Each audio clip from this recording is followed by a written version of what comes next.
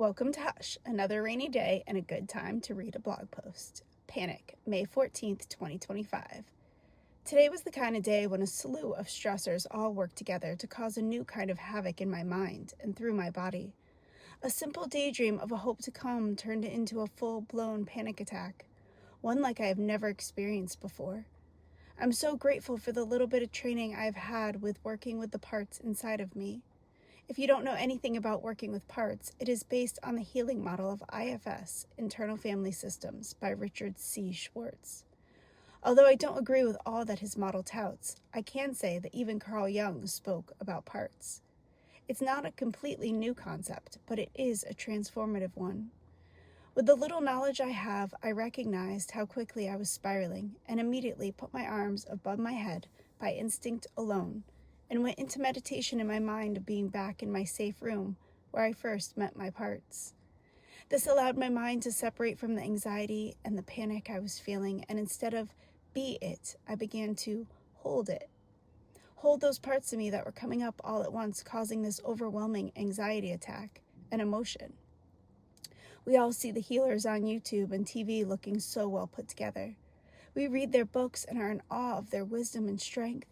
But what we don't see is all the work that it took them to get to where they are. And even when they are showing up for us looking so put together, their journey hasn't ended. No one person has all the answers, and life is a never-ending process. But what I can say is that at some point we do get over the hump of it all, and the battles aren't as much of a struggle as before. We walk them out with grace and affirmation that guides our steps and allow it all to work out as it should. We can walk in this deep inner knowing. Sometimes, when I write something that is hyper positive and appears as if it is coming from my strongest moment, it is actually coming from a moment of weakness. But I don't give in to that weakness. Instead, I talk to myself, or I write it out. I dig deep and find my strength within the writing or the pep talk I give to myself. I'm not writing from a place of having it all together, but instead a motivated place of doing the work that it takes to make it through. So often I hear, "That's good for you, but that's not for me." Or, "You're so strong, I could never do that." I call bullshit. I can smell bullshit a mile away.